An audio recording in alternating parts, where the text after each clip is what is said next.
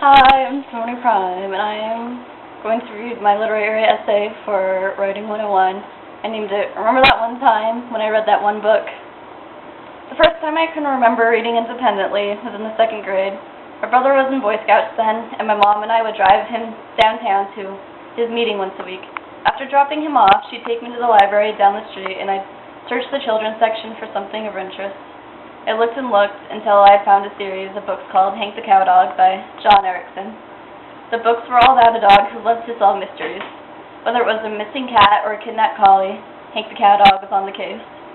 After finishing the 52-book series a few weeks later, I'd come across the author Bill Wallace with his book about a ditsy bird dog who, after being scratched on the nose by a cat and bitten by a dog, had to find another way to lead than with his nose. The cute animal's leaves and backward bird dog, along with a quirky sense of humor, instantly made me fall in love with his books, and I soon went to the other books, like Upchuck and the Rotten Willie. The next set of books I can remember reading was the Goosebumps series. It was in 5th grade when my teacher had her entire bookshelf full of them. Although I read many of these R.L. Stine novels, I could never watch the shows because they were too scary. Of course, then came the Harry Potter phase. I zoomed through these books until, when the 5th book came out, someone spoiled the ending to me, and from then on, I didn't want to finish the series. But I still plan on watching the movies as they come out. After that, about a year later, I started getting into novels about crazy people. I started from a book called Prozac Nation by Elizabeth Wurtzel. The author and main character of the book lives a life in a depressed world. It started when she was just a little girl, and she blamed it on nothing but bad timing.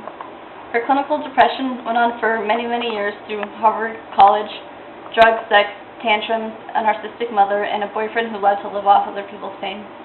It wasn't until her early 20s, after many therapy sessions and dosing up on different kinds of antidepressants, it wasn't until the early 1990s when she was selected to try out a new antidepressant called Prozac. All of a sudden, a month later, she was fine. No more tears, episodes, or indisputable bad days.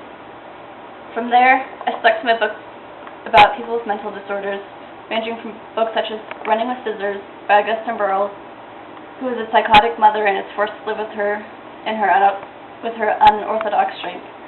The Bell Jar by Sylvia Plath, who writes about her experience with electroshock therapy. One Child by Tori Hayden, who is an educational therapist who helps an unreachable 6-year-old girl come out of her world of anger and loss, and many others. Outside my world of reading comes my mom, who always read to me before I was even in school. It started as nursery rhymes, and then onto short novels like Dr. Seuss. Nowadays, she tends to read child mystery books like those by John Grisham.